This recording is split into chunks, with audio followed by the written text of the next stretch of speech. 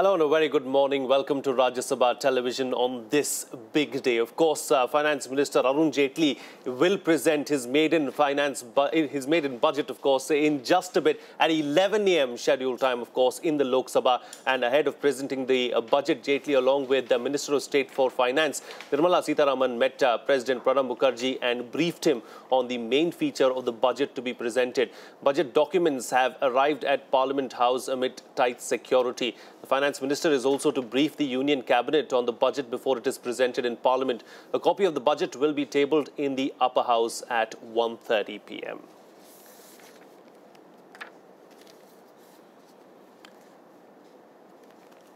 Well, the BJP has been time and again talking about growth and developing jobs. The time for action is now here. The time for talking, of course, is over. Joining me in the studio this morning to talk about what's likely to happen in Arun Jaitley's maiden budget, I have with me senior journalist Priya Ranjan Dash, also Ashish Chauhan, MD and CEO of the Bombay Stock Exchange, Indrajit Gupta, former editor, Forbes India, and Aditya Srinivas, BSC Brokers Forum. They'll all be joining me, of course, right now. Let me pose my first question to Priya Ranjan Dash, senior journalist who's here. Priya Ranjan, I mean, what does the economic survey really indicate? Does it indicate growth in the near future? It doesn't. In fact, it says that to return to, after these 2 years of sub 5% growth, to return to even 7 to 8% growth, it will take at least 2 years. Now, for the current year, it says that the growth spectrum that it estimates or forecasts is 5.4% to 5.9%. Yes. So it says that given the El Nino factor and prospects of monsoon rains not being good, the growth could be 5.4%. If conditions are favorable, then the growth could be 5.9%.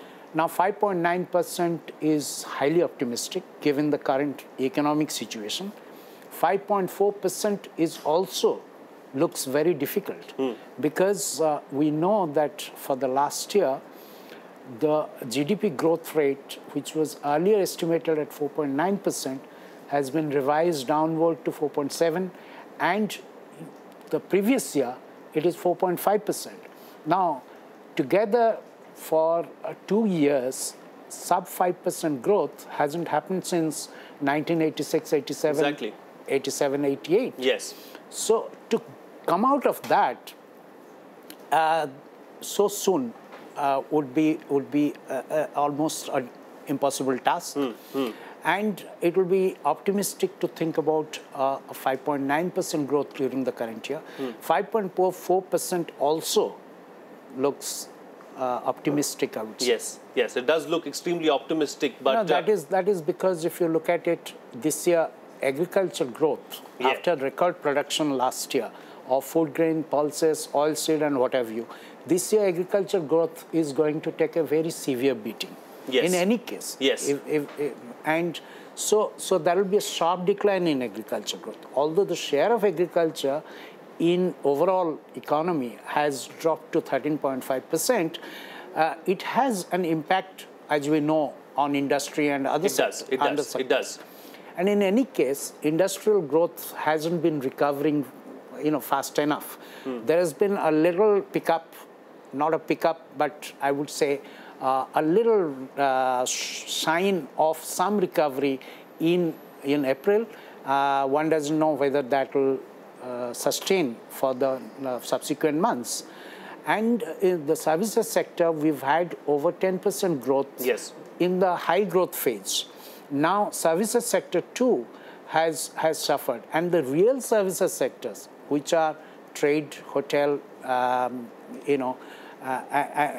etc., are actually, they have grown by a CAGR of only 3% in the last 10 years. Yes. Now, where the growth is coming from is essentially from financial services, which is 12.5% growth, and that is because you've had interest rates been high, and as a result, financial sector services. And the other other area from where services sector growth is coming, unfortunately, I would say, is from the government services. Yeah. That is because of DA payouts and payouts to government servants and the government expenditure being higher.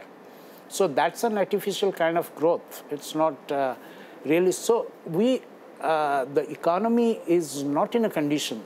That's what the survey also concedes. Yes. That it's in a very difficult phase at the moment. Yes, of course, the finance minister came out and said that the economy has been handed to him in a very, fragile state, in a very delicate state. How much of that statement really is true? Is the economy or the economic condition really that bad? Well, the economic conditions are bad. That is true. Now, handed to him is a political statement. That is, so that is every new government. It has become a fashion to come and say that the coffers are empty and I have been given a very bad situation, so that you can score some brownie point just after a few months when situation looks slightly better. Yes, indeed. That seems to be the case. I was in fact following Twitter just a while ago, and there's a lot of talk about whether this budget is going to be a populist budget or is it going to be a realistic budget. There's so much being said on that front. What do you think this budget really is going to be? Is the current economic situation going to allow it to be a populist budget? Definitely not. The economic situation doesn't call for a populist budget in any case. But if you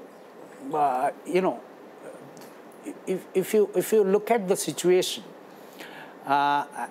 when we say populism or non-populist budget, one would expect subsidies, particularly wasteful subsidies, to be cut. Now, given the situation, the economic reality that is at the present we are facing, even to fiddle with what we consider to be wasteful subsidies would be a very difficult task. For instance, you would say that the fertilizer subsidy, which is not actually a subsidy to the farmer, but to the industry. Yes. And sometimes it is a subsidy for inefficiency of industry, needs to be cut. Yes. Or needs to be capped. Now, but given the situation that you are facing on the weather front this time, and given the food inflation that is being faced, and to fiddle with fertilizer subsidy, what it means is basically to increase urea price would be a very, very courageous thing to do, and would be a terrible gamble, because if the monsoon rains are failing, the farmer is already in distress. This will not be good news at all. But the reality, or a non-populist budget would demand that you do something about urea prices, because that has led to imbalance in fertilizer use, because, as you know, other fertilizers are decontrolled. Urea price has been capped, so farmers have been using more and more urea. That has led to imbalance in fertilizer use and loss of soil fertility in various, in large tracts of the country. Now, it's imperative that you raise the fertilizer prices, and that will be non-populism. But would you do it? That's the real question, isn't it? Because the party has come to power this time around by making several of these promises, saying that it's going to curb, inflation, it's going to ensure that the food prices come down. But food prices are skyrocketing. Food inflation at the moment is extremely high. And even the economic survey says that, food inflation needs to be controlled. How is the government really going to do that? No, you see, look at this. To be fair to the government, they have shown certain resolve in the railway budget, for instance, or even before the budget, by raising freight by 6.5% and by raising fare by over 14%. Now, that has been done despite the fact that food inflation is high. And railway carriage, particularly if the freight is high, then it could have an impact. So in the overall situation, in the general budget, the finance ministry is faced with a similar kind of a situation with regard to diesel prices. For instance. Now, because of the 50 paise per month increase that has been done for 17 months, and with a suspension of 2 months for the election code of conduct and things. Now the new government has resumed that process. But even with that process, before Iraq happened, the gap was closing in between the market price and the price actually being charged at the pump. Yes. Now that gap was closing in, but after the Iraq, with the spurt in crude oil prices, the gap has increased. Increased further now. Now yes. There is a need. And, expert committees, Deepak Parekh and everybody has been telling us that there is a need that you decontrol, meaning make diesel price market-based. Now, the same recommendation has been made in the economic survey also. That, of course, been made by economic surveys over the years. So there is nothing new in that. But that's a clear necessity from an economic point of view, that you should be doing it. But would you do it given the food inflation that you are facing? Even a 50 paise increase in diesel price has been a cause or has been a reason or explanation for vegetable and fruits prices particularly going up. Yes. You ask the retailer, the vendor, he will tell you that a given reason is the transport cost has gone up for carrying vegetables.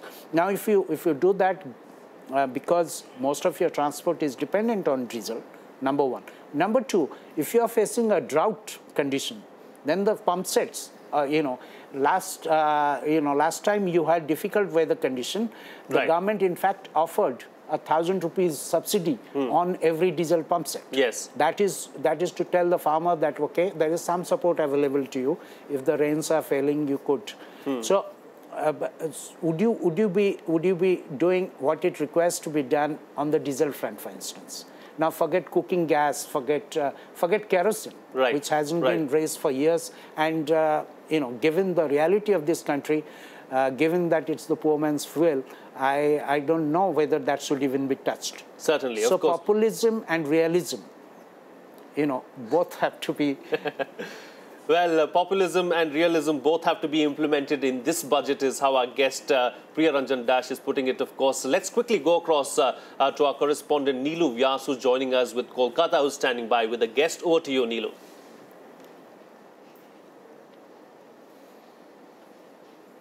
Thank you, Frank. But let me just begin by showing you the Telegraph's banner headline, which talks about the horror of Brazil at FIFA yesterday. So obviously, as far as the sentiments are concerned, on the first page you will not find budget, but that does not mean that the budget doesn't figure anywhere. In fact, I'm joined by Mr. Sunil Mitra, who was a former finance secretary to the government of India and is now currently a part of the management of Bengal Chambers of Commerce. Welcome, sir, on Rajya Sabha television. As far as the expectations of the budget are concerned, and we've seen a radical reform process being initiated from the economic survey which has been rolled out yesterday. The kind of reforms which Arun Jaitley has talked about. What are your real expectations as person from the industry? What are your real expectations as person from the industry? Well, firstly, let me tell you that, the economic survey is certainly a very good precursor to the budget, but it's prepared by the economic division of the finance ministry, and in the past, as the Times of India points out today, it has generally been much more hyped on reform than has actually happened. Okay. All right, so that's one word of caution that I'd like to give, because this is prepared by the economists and the technical advisors. But it is cleared by the ministry, and definitely it does indicate that there will be a fair deal of biting the bullet. That's what I think we should expect, because fiscal consolidation, cannot be removed as a priority for the budget. So for fiscal consolidation will have to be there. But alongside that, we are expecting, and we may reasonably... So you mean to say that there's going to be a lot of difference in the kind of radical reform process which has been talked about and the kind of realism which is going to be implemented? No, I'm not saying that. I'm saying that generally the economic survey is not the statement of policy intent. It's the budget which has always been used to state policy intent. And alongside that, it also rolls out the rates of tax every year, which is why there is so much of security around the budget preparation and finalization process. Once the direct taxes code comes in, which I hope one of the measures will be that will be signaled, I presume that that will go. So I'm not saying that it's exaggerated. I'm only saying that it's not the statement of. We have to wait for the budget for the statement. That's a direction. It's a direction. But as far as the industry is concerned, what is the real expectation? Because when Tata Shingur, the thing came into place, it became an investment story which went horribly wrong. What is the kind of sentiment which the investors really are looking at? You see. Look, this is a national budget. Okay, let's not confuse this with the West Bengal situation. A national budget, and we expect this to also have a fair deal of policy announcements that will be aimed at the country as a whole. And if this impacts growth, which we expect to be one of the strong signals to come out of this budget, alongside the need for fiscal consolidation, I should think that if the country's GDP or the economy grows, West Bengal's will also grow. Absolutely. So there's a lot of hope and expectation in the kind of budget which Arun Jaitley is going to put forward in a few minutes from now. So all eyes on that. Over to you, Frank. All right. Thank you, Neelu, for joining us there with those inputs from Kolkata. Of course, let's quickly go across to our studio in Mumbai, where my colleague Arfa is standing by.